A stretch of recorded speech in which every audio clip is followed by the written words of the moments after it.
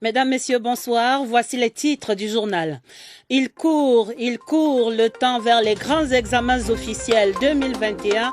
Dès l'entame de ce journal, le dossier du soir fait le point. Les dernières astuces, le rappel des dates majeures. Le baccalauréat est sur la scène dès ce prochain lundi, le 7 juin. Il court encore les prix de certaines denrées alimentaires sur le marché. Les viandes de bœuf et de poulet donnent du fil à retordre aux ménagères. Explications et perspectives dans l'enquête du soir. Elle court et fait des heureux en Bulgarie surtout. La petite reine est en fête au Cameroun. Le 17e tour cycliste international en était à sa 4e étape ce mardi. En page des sports, nous irons retrouver nos correspondants pour les nouvelles du jour sur le parcours Loum-Limbe. Voilà pour les titres. Développement après ce message.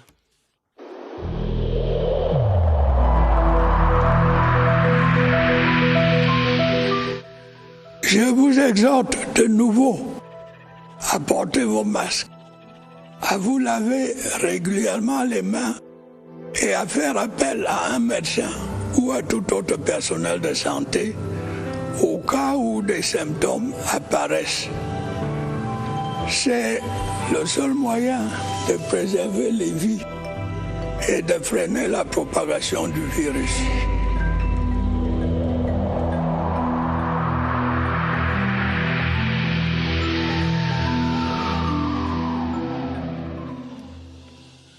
Nous sommes le mardi 1er juin 2021, vous le savez, et les jeux sont faits pour l'année scolaire en cours. Le calendrier annuel s'achève en fait la semaine prochaine pour les élèves du primaire et du secondaire.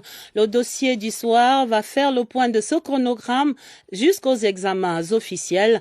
Après le coup d'envoi de la saison avec le Common Entrance et le concours d'entrée en 6e, le train s'est définitivement ébranlé des épreuves sportives du BEPC ce mardi jusqu'à la mer des batailles. Ce sera le baccalauréat qui démarre ce prochain lundi 7 juin.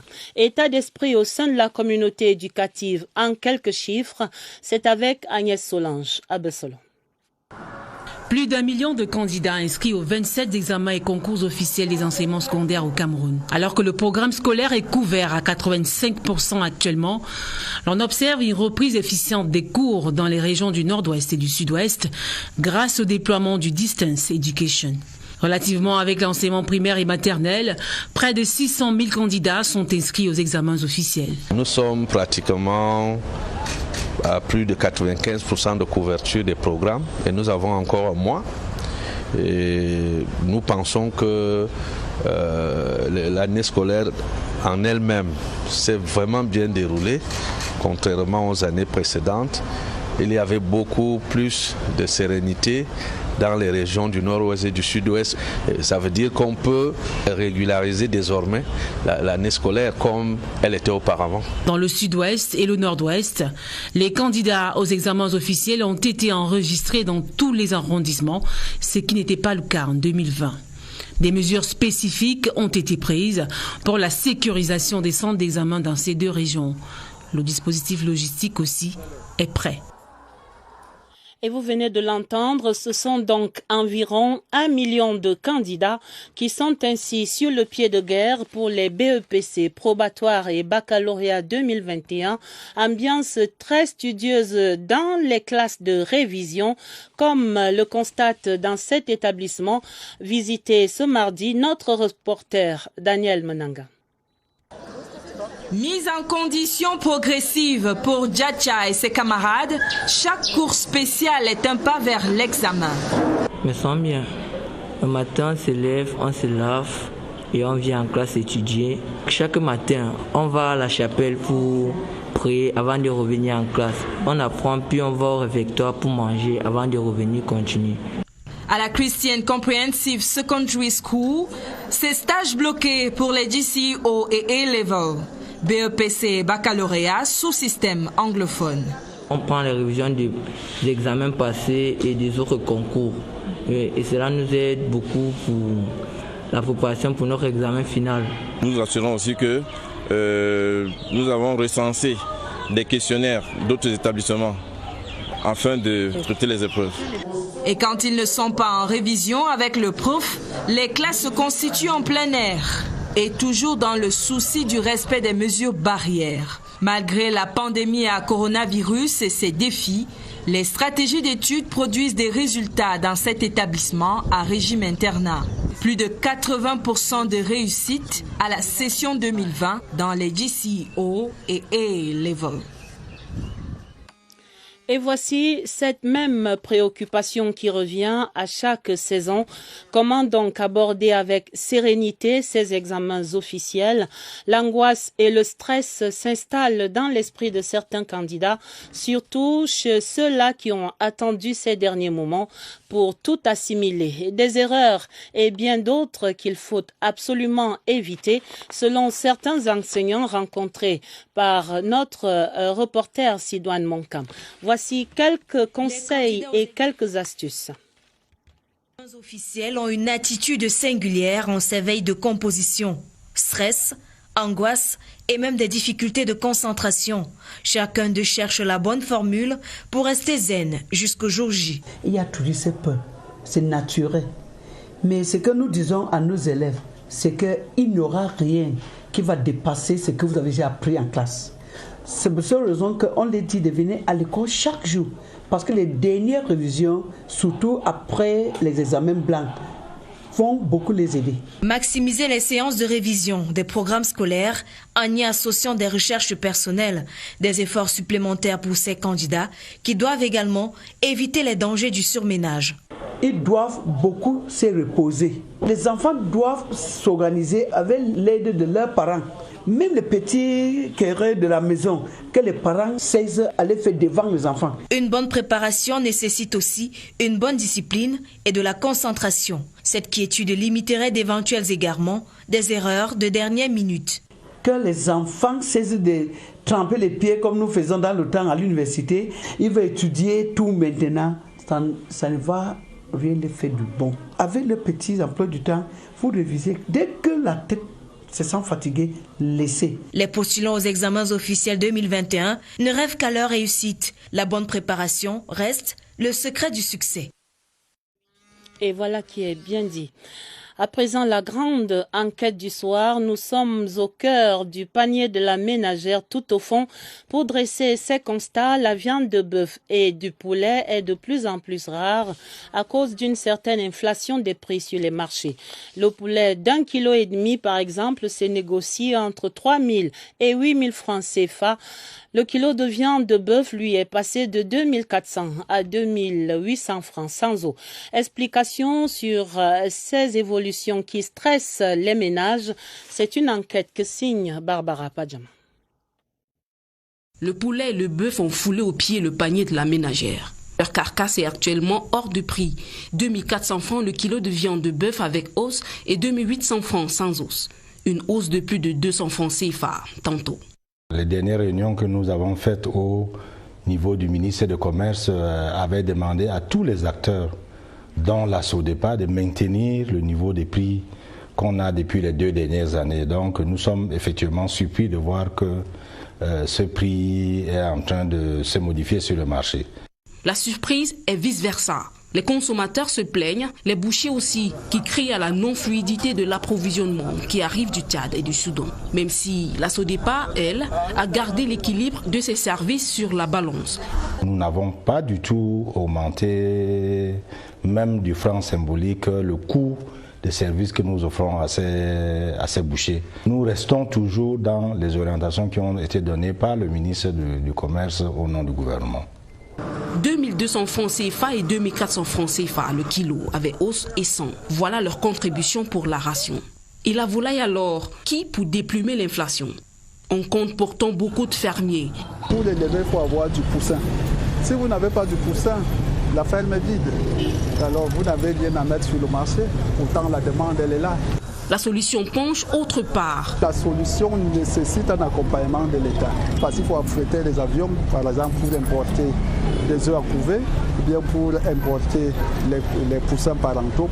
En attendant d'autres moyens qui se remettent dans le pipe, on devient pour un temps végétarien. Ça vous dit ? pas du goût de tous. Barbara. Nous allons à Douala pour le lancement ce mardi de l'enquête sur l'emploi dans le secteur informel. La collecte des données ainsi ouverte par l'Institut national de la statistique est la 3e du genre. L'opération devrait permettre d'évaluer ce secteur informel et ses mutations. José Gaëtan Changa est à Douala. 11 ans après la dernière enquête sur l'emploi et le secteur informel au Cameroun, l'Institut national de la statistique poursuit ses investigations sur l'évolution du travail. 270 agents prospecteurs font un maillage dans les 10 régions pour un échantillon de 10 786 ménages. Ce que nous recherchons, c'est les différents indicateurs qui ont été présentés. Le principal indicateur est le taux de sous-emploi. Combien de chômeurs nous sommes? Est-ce que les jeunes participent beaucoup plus au marché de l'emploi que les vieux? Quelle est la place de la femme? Les données collectées serviront à améliorer la politique de l'emploi de l'État et des collectivités territoriales décentralisées. Les ménages sont appelés à ouvrir leurs portes aux enquêteurs du 10 mai au 10 juillet. Nous avons engagé les autorités administratives, les autorités traditionnelles, les autorités religieuses et les leaders d'opinion. La 3e enquête sur l'emploi et le secteur informel s'inscrit dans le cadre de la stratégie nationale de développement 2020-2030. Et dans ce même domaine, le ministre de l'Emploi et de la Formation professionnelle, Issa Chiroma Bakari, procédait ce mardi au lancement du programme de formation pour 480 candidats au métier de l'agroalimentaire, de l'entrepreneuriat et de la mécanique automobile. Le programme de 3 ans, baptisé Archipelago, est le fruit de la coopération entre la Chambre de commerce, d'industrie et de l'artisanat du Cameroun et la Chambre des métiers des pays de la Loire en France. Le reportage, Christelle Fouda. Rallier l'Europe via la Méditerranée à la recherche d'un mieux-être, et ceci souvent au péril de leur vie, c'est le choix de nombreux jeunes Camerounais. Pour pallier cette situation et encourager ces derniers à rester au bercail, la Chambre de commerce a la solution tout trouvée. Ce programme, c'est pour financer la formation de jeunes pour près de 300 millions de francs CFA. Et il ne s'agit pas d'un fonds de prêt ou d'un fonds bancaire, non. Il s'agit d'un fonds qui va permettre de financer la formation de ces jeunes. 2 ans durant, 480 jeunes des régions de la Damawa, du littoral, de l'ouest et du centre seront formés dans les domaines de l'agroalimentaire, l'entrepreneuriat et la mécanique automobile. Ceci avec le concours du Minefop et la Chambre des métiers de l'artisanat des pays de la Loire en France. L'Union européenne a compris la nécessité de sédentariser les jeunes Africains dans leurs pays respectifs. Et pour ça, donc, il faut mettre en Afrique, il faut placer en Afrique des centres de formation professionnelle qui donneront des métiers à ces jeunes, qui trouveront donc des emplois, qui seront donc créateurs de richesses et d'emplois. Le projet, qui va contribuer à booster le taux emploi jeune, entre dans sa phase d'implémentation dans les jours prochains. Washington et Yaoundé évaluent leur coopération dans la lutte contre le paludisme et le VIH-Sida. Ce mardi, l'échange entre le ministre des Finances Louis-Paul Motazé et la chargée d'affaires à l'ambassade des États-Unis d'Amérique, Madame Vernelle Trim Fitzpatrick, ont porté sur les améliorations de la prise en charge des malades.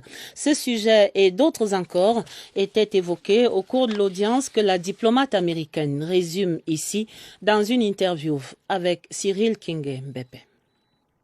Nous avons le plan pour investir plus de 100 millions de dollars dans le secteur, dans 2 projets en particulier. Un projet pour lutter contre le sida, un autre projet pour lutter contre le paludisme. Les 2 projets représentent une partie de le grand investissement des gouvernements américains dans le secteur sanitaire pour aider le peuple camerounais. L'autre sujet, c'est le plan pour améliorer le climat d'investissement ici au Cameroun. Sur nos routes, peut-être celle-ci un peu moins chère désormais grâce à cette stratégie d'entretien durable des routes en terre au Cameroun, une stratégie qui est en gestation en ce moment même au ministère des Travaux publics. La première mouture de ce projet est en effet au centre d'un séminaire de vulgarisation qui se déroule par visioconférence depuis ce mardi à partir de Yaoundé. Les enjeux de ces travaux avec Rodrigue Bertrand Tueno. Le réseau routier camerounais est long de près de 122 km. Près de 114 000 km de ce linéaire est en terre. Une part du lion qui pousse le ministère des Travaux publics à leur accorder une attention particulière. La route en terre qui a reçu un investissement financier énorme, après 2 ou 3 pluies, n'existe plus. Comment donc faire pour tirer sa durée de vie? Il s'agit donc de réussir à stabiliser la route en terre à partir des matériaux existants dans la localité concernée. Et c'est le travail que nous avons fait avec un certain nombre d'experts techniques, des laboratoires privés, sur l'élite du laboratoire national du génie civil. Et une stratégie a donc été élaborée au ministère. Il s'agissait aujourd'hui de la vulgariser et d'obtenir son éventuel enrichissement dans la mesure où, par un retour d'expérience, on pourra soit aller dans un sens ou dans l'autre. Pour cette première journée, les participants sont penchés sur les routes en terre des 3 régions septentrionales du pays. Celles du littoral, du sud-ouest et de l'ouest meubleront la deuxième journée. D'autres bonnes nouvelles qui nous viennent du Centre hospitalier de recherche et d'application en chirurgie endoscopique et reproduction humaine. Ce mardi, en effet, 4 grossesses à haut risque ont été menées à terme, à bon terme devrait-on dire, au CRACER. 4 nouveau-nés qui portent à 260 le nombre total de bébés à l'actif très éloquent de cette institution hospitalière. Joseph Clément Ongba.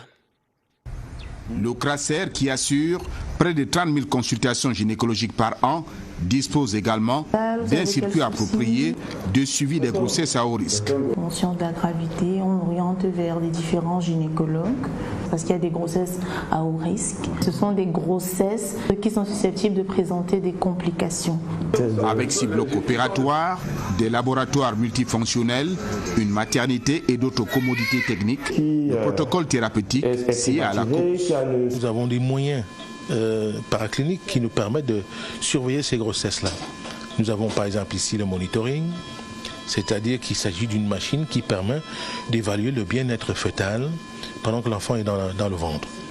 Dans les salles d'accouchement, des lits spécialisés. On modifie le lit et se transforme en lit d'accouchement, comme vous voyez là. On ramène ceci à l'intérieur. À ce moment, la dame est en position d'accouchement. En cas de nécessité, la maman a ici la possibilité d'accoucher sous péridurale. Lorsque la patiente a une dilatation à peu près en 4 cm, nous installons un cathéter et à ce moment-là, la douleur disparaît pratiquement totalement. Bonne nouvelle ce mardi, 4 nouveaux bébés sont nés au CRACER. 2 garçons et 2 filles, dont le 260e bébé FIV en 5 ans. Le CRACER poursuit sereinement son odyssée glorieuse en attendant l'ouverture prochaine de sa pharmacie et l'acquisition d'un mammographe pour une prise en charge optimale des pathologies cancérologiques.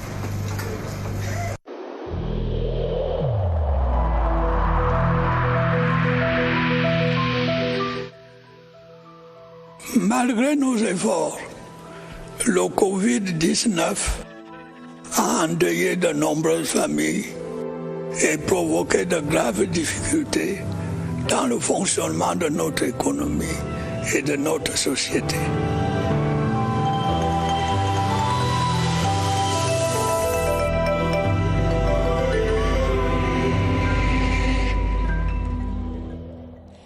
Évaluation de la lutte contre le coronavirus en mode décentralisé. Ce soir, nous allons à Limbé, la ville balnéaire du sud-ouest Cameroun, où le rythme des activités vaccinales serait désormais satisfaisant selon les responsables sanitaires dans la région.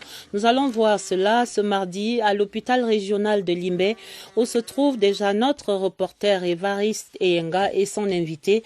Et c'est dans la mouvance de ce tour cycliste que nous vous suivons à travers le tour également sur le coronavirus. Bonsoir Évariste. Bonsoir Adèle, c'est en marge du cyclisme. Limbé vit aussi la vaccination contre le coronavirus Covid-19.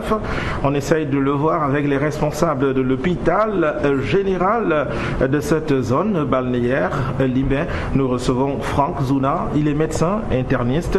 Docteur, bonsoir. Bonsoir. Et merci d'avoir accepté de répondre à nos questions. Limbé vit la vaccination contre le coronavirus. Est-ce qu'on peut avoir une idée de où l'on en est?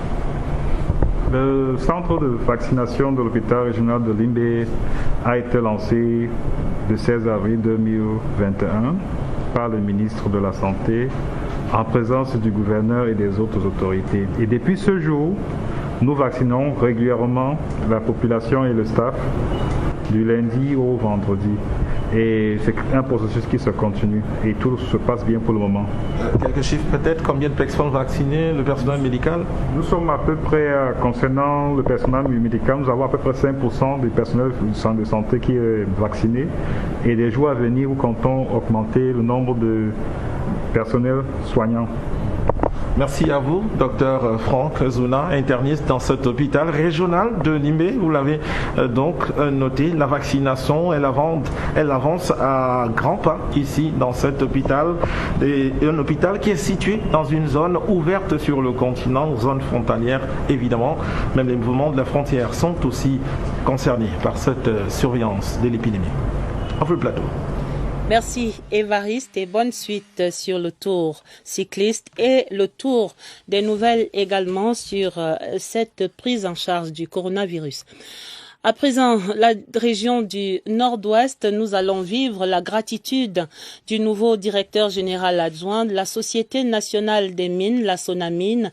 Gratitude exprimée au président de la République et à Dieu par Fru Jonathan, le nouveau directeur général adjoint, entouré des siens à Santambey dans la Mésame pour une messe d'action de grâce que nous fait vivre Michel Renaud-Hanja.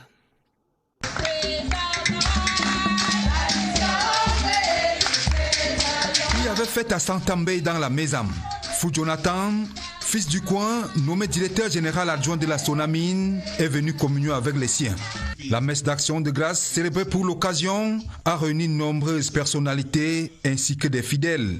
En remerciant le Christ, l'élu du jour a traduit sa reconnaissance au président Paul Biya pour cette marque de confiance. Dernière minute, j'étais appelé à faire valoir mes droits à la retraite et par la grâce de Dieu, par la largesse du président Paul Biya, j'ai été rappelé pour servir mon pays.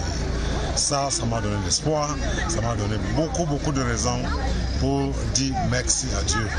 Et c'est pour cette raison que je suis revenu pour dire merci ici chez moi en Bé, avec ma famille, avec toutes les populations. Fru Jonathan a remis 8 millions de francs CFA pour la poursuite des travaux de la paroisse de Santambey ainsi que du matériel de lutte contre le Covid-19. Il existe désormais une amicale des anciens de l'église presbytérienne camerounaise.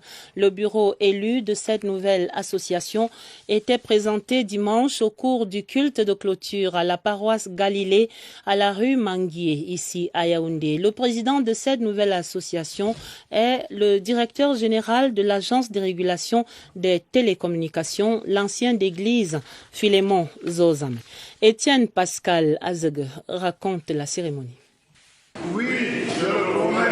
Voici les 12 apôtres appelés à conduire le tout premier bureau de la toute première amicale nationale des anciens d'église. Le président national de l'amicale s'est fixé pour objectif la remobilisation dans les rangs des anciens d'église. Nous avons pour devoir d'assurer tous les anciens d'église du Cameroun de l'épée que le mouvement est désormais en vie. Nous voulons dire que c'est plutôt un mot d'ordre de refondation. Chants et prières sont élevés au cours de ce culte qui marque également la clôture du congrès de la toute première amicale des anciens d'église à la paroisse Galilée à rue Manguier à Yaoundé, c'est dimanche 30 mai 2021. Martin Rissouk Amoulon n'est plus l'ancien procureur général près la Cour suprême du Cameroun est décédé la nuit dernière au centre des urgences de Yaoundé des suites de maladie. Un haut commis de l'État qui s'en va ainsi après 50 années de bons et loyaux services passés dans le système judiciaire essentiellement, dont 25 années en qualité de procureur général près cette Cour suprême. Et c'est la consternation et la tristesse ce soir au domicile du défunt. Nicole Doudou. C'est un haut magistrat faisant valoir ses droits à la retraite depuis 2014 qui a tiré sa révérence dans la nuit du lundi 31 mai 2021. Dès l'annonce du décès de Martin Rissouk Amoulon, balai des anciens collègues, amis et connaissances à sa résidence au quartier Bastos à Yaoundé pour des mots de réconfort à la famille durement éprouvée. Le rassembleur n'est plus. Il faisait que dire qu'il est très fatigué. Il nous a fait appeler et nous l'avons amené au curie. Et il a été pris en charge. Mais il s'est avéré qu'il y a eu un problème respiratoire. On lui a mis masque d'oxygène, on a fait un massage cardiaque, on a essayé de le ramener à la vie. Tous les efforts possibles ont été fournis par l'équipe médicale, mais hélas, il a rendu l'âme. Né le 12 mars 1939 à Dan par Bafia, dans le Mbam et Unubo, région du centre, Martin Rissouk Amoulon a occupé de prestigieuses fonctions dans le système judiciaire. 50 années de service dans la magistrature, dont 25 en qualité de procureur général près la Cour suprême du Cameroun. Les leçons d'une vie. Beaucoup d'humilité, une extrême générosité. Il prenait l'amour. Et moi, je taquinais un peu en disant, ouais, mais c'est aussi dans les actes. Mais il disait, écoutez, il faut d'abord parler d'amour et après, ça vient dans les actes. 82 ans de vie pour un baobab de la machine judiciaire sur terre, rempli de bons et loyaux services au profit de la nation camerounaise. Les condoléances du 20h30 à la famille judiciaire camerounaise et à la famille naturelle du défunt. La suite du projet de Arc James, il s'agit de cette association des Afro-Américains au Cameroun qui présentait donc ce projet ce mardi à Yaoundé. Il s'agit de l'un des plus grands monuments du monde qui est en gestation dans la ville de Kribi. Monument en hommage à la mère de l'humanité, l'Afrique. Ses promoteurs étaient donc auprès du ministre des Arts et de la Culture. Occasion pour Bidongpat et ses hôtes de revenir sur l'état d'avancement et la portée de cet ouvrage qui entend donc rendre à l'Afrique une partie de ce qu'elle a offert à l'humanité. Je vous propose d'entendre ici le président Afrique de Arc James, un extrait sélectionné par Christelle Beina Nkomolone. La mère de l'humanité, c'est un projet, c'est aussi une vision. La mère originelle du monde était africaine. Donc il faudrait revenir reconnaître ce fait-là et rétablir cette mère-là à la maison, rétablir l'Afrique comme le berceau de l'humanité. Au-delà du fait que le monument est un monument dans sa forme, c'est un immeuble avec 55 maisons culturelles africaines autour d'elle, des musées, des écoles, il y a une valeur spirituelle. Hier à Kribi, le peuple de Kribi m'a dit qu'ils sont prêts. Est-ce que le Cameroun est prêt? Nous continuons donc de passer ces messages-là au peuple camerounais parce que c'est ça le plus important, au-delà de l'immeuble et des maisons culturelles qui y aura autour de l'immeuble. Le directeur général de la CRTV, Charles Ndongo, échangeait ce mardi avec le journaliste et désormais écrivain Martin Camus Nimb. À son note, le commentateur sportif est venu offrir avec beaucoup de plaisir un coffret contenant son tout premier livre intitulé Debout. L'histoire d'un vrai miraculé, l'échange riche entre les deux hommes de médias, la dédicace du livre et les déclarations d'admiration réciproque, c'est dans ce reportage de Caresse Essiane. Plus jeune, on le surnommait déjà Charles Ndongo. Un destin prémonitoire qui se concrétise aujourd'hui avec cette rencontre au 11e étage de la tour de Mbala 2. Le journaliste sportif Martin Camus Mim, debout près de son idole. Je crois que si je suis debout professionnellement, c'est parce que j'ai passé mon temps à puiser des énergies dans son talent. Que je sois à côté de Charles, donc en train de lui remettre un coffret, pour moi, c'est la preuve vraiment que je suis alors debout. Comme un passage de témoin, cette dédicace intime de son tout premier ouvrage, Debout, l'histoire vraie d'un miraculé.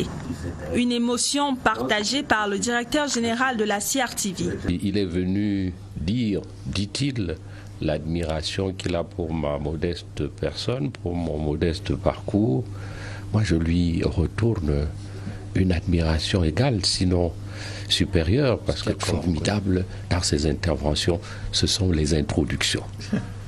Quand il met le décor en place, c'est un moment de rêve. Professionnel confirmé, Martin Camus Mime a commenté les matchs pour plus de 50 télévisions francophones des Coupes du Monde 2010 et 2014. Il est depuis 2013 le président directeur général de RSI, la première radio sport et musique en Afrique centrale.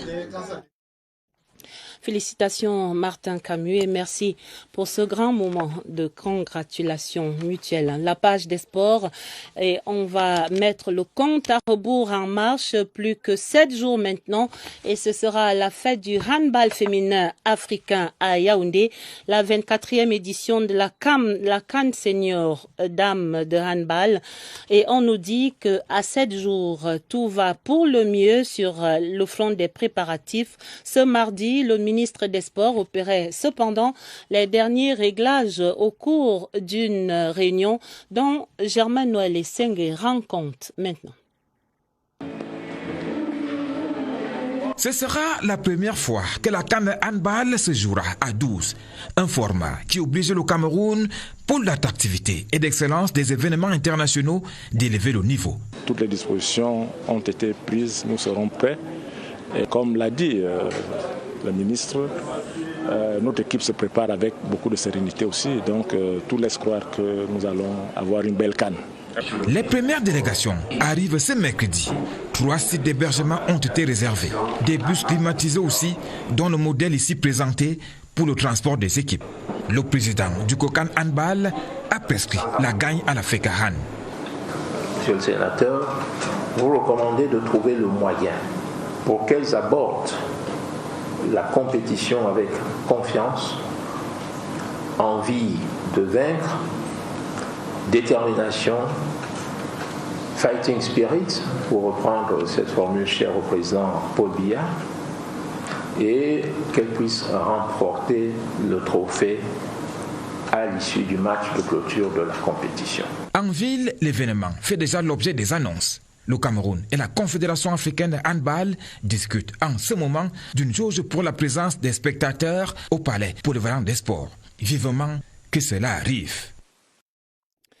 Et les sports, ce soir au 20h30, c'est également les nouvelles du 17e Tour cycliste international du Cameroun et la victoire à l'étape Loum-Limbe qui aura encore échappé aux 12 coureurs camerounais. Le vainqueur est un Bulgare une fois de plus. Celui-ci s'appelle Borislav Ivanov. Autre fait majeur, Clovis Kamzon Abesolo, notre meilleur coureur, est toujours à quelques 2 secondes du maillot jaune. Nous allons retrouver sur la route du Tour Évariste Yenga, l'envoyé spécial. Le maillot jaune change de porteur à la 4e étape, mais il reste français.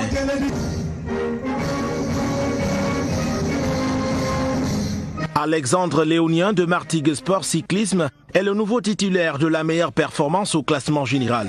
Mais le Français a pourtant terminé 16e de la 4e étape. Cependant, le plus rapide au terme des 129,9 km entre Loum et Limbe est plutôt Borislav Ivanov. Le Bulgare a couvert la distance en 3 heures, 22 minutes et 13 secondes. Les Camerounais, eux, courent toujours après leur première victoire d'étape. On va tout faire aussi. Bon, on va continuer à travailler pour offrir aux Camerounais ce qu'ils attendent, le maillot jaune et aussi une victoire d'étape. Clovis Kamzon Abesolo reste toujours à proximité de ce maillot jaune, avec un retard de 2 secondes maintenu sur ses 2 prédécesseurs, Alexandre Léonien, premier, et Jordan Andreev, deuxième. Occasion de rattrapage ce mercredi à la 5e étape, un circuit fermé de 109,6 km avec pour point de départ et d'arrivée l'Institut universitaire du Golfe de Guinée. Et c'est la fin de ce 20h30, le journal préparé avec la collaboration de Cyril King Mbepe et de Augusta Ngononga. Retrouvez immédiatement sur cette antenne la suite des vigiles et de la surveillance sur le front du combat contre le coronavirus au Cameroun. Aimé Robert Biyina et ses invités sont avec vous dans quelques secondes seulement dans une émission spéciale consacrée donc à la situation épidémiologique du Covid-19 au Cameroun. Très bon débat, très bonne soirée sur toutes nos antennes et à demain 20h30.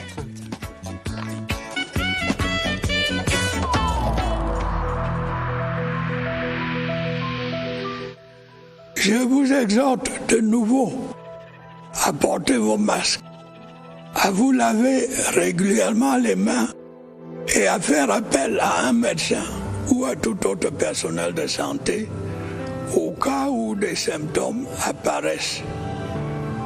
C'est le seul moyen de préserver les vies et de freiner la propagation du virus.